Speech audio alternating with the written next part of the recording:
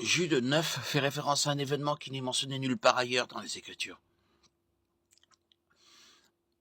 La bataille de Michel avec Satan pour le corps de Moïse. Le texte ne précise pas ce qui l'a causé. Un ange que Daniel a vu dans une vision nommé Gabriel en Daniel 8,16 et 9,21 lui fait le récit d'une autre bataille angélique. Il lui raconte comment un démon appelé le chef du royaume de Perse lui a résisté jusqu'à ce que l'archange Michel vienne à son secours. Daniel 10,13. On apprend donc de Daniel que les anges et les démons mènent des combats spirituels pour les âmes des hommes et des nations, et que les démons résistent aux anges et cherchent à les empêcher d'accomplir la volonté de Dieu. Jude nous dit que Dieu a envoyé Michel s'occuper du corps de Moïse, que Dieu lui-même avait enterré après sa mort, Deutéronome 34, 5, 6. Diverses théories ont été avancées sur l'objet de cette bataille pour le corps de Moïse. L'une voudrait que Satan, éternel accusateur du peuple de Dieu, Apocalypse 12, 10, a peut-être résisté à l'élévation de Moïse, à la vie éternelle à cause de son péché à Mériba, Deutéronome 32, 51, et de son meurtre de l'Égyptien, Exode 2, 12. Certains ont pensé que Jude fait référence à Zacharie 3, 1, 2. Il m'a fait voir le grand prêtre Josué debout devant l'ange de l'Éternel et Satan qui se tenait à sa droite pour l'accuser. L'Éternel a dit à Satan que l'Éternel te réduise au silence, Satan. Il y a cependant trois objections à cette idée. Le seul élément commun entre les deux passages est l'expression que l'Éternel te réduise au silence. Le nom de Michel ne figure pas dans le passage de Zacharie et le corps de Moïse n'y est pas mentionné non plus. On a supposé aussi que Jude cite un livre apocryphe qui contenait ce récit, ce qui confirme sa véracité.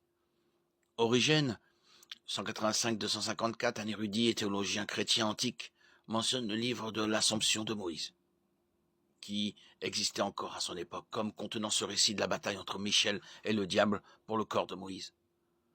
Ce livre, maintenant perdu, était issu de la diaspora juive qui parlait grec. Origène pensait qu'il s'agissait de la source du récit de Jude. La seule question importante est donc de savoir si ce récit est vrai, quelle que soit sa source. Jude semble considérer ces événements comme historiques. Il en parle de la même manière que de la mort de Moïse ou du rocher qu'il a frappé. D'ailleurs, qui peut démontrer que ce récit n'est pas vrai? Quelles en sont les preuves? La Bible fait souvent allusion aux anges.